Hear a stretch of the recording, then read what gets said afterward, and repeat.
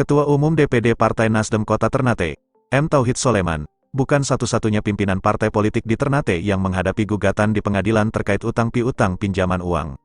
Saat ini, Ketua DPC PDI Perjuangan Ternate, Merlisa Marsaoli, juga menghadapi kasus serupa. Merlisa, yang juga mantan Ketua DPRD Kota Ternate, telah digugat di Pengadilan Negeri, PN, Ternate oleh Edi Susanto dan Asmi Farika terkait utang piutang sebesar 2,6 miliar rupiah. Tidak hanya Merlisa, sang ayah yang juga menjabat sebagai Ketua Kamar Dagang Indonesia, Kadin, Maluku Utara, Adam Marsaoli alias Opa, juga terlibat dalam gugatan tersebut.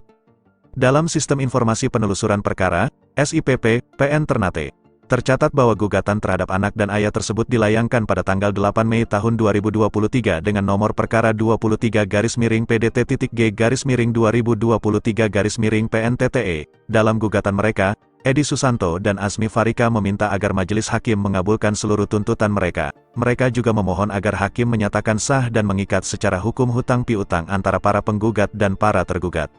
Selain itu, penggugat juga meminta PN Ternate untuk menghukum para tergugat agar membayar kerugian material sebesar 2.606.000.000 rupiah, ditambah bunga sebesar 16% setiap tahun sejak tergugat meminjam uang tersebut hingga putusan yang berkekuatan hukum tetap. Mereka juga meminta hakim menghukum para tergugat untuk membayar kerugian imaterial yang diderita oleh para penggugat sebesar 1 miliar rupiah, atau jumlah yang pantas menurut penilaian pengadilan dan dapat dibebankan kepada para tergugat. Selain itu, penggugat juga meminta hakim PN Ternate untuk menghukum barang jaminan berupa sebuah rumah yang bersertifikat dan ditempati oleh para tergugat, agar rumah tersebut dijual melalui lelang apabila para tergugat tidak mampu membayar kerugian material dan imaterial kepada para penggugat.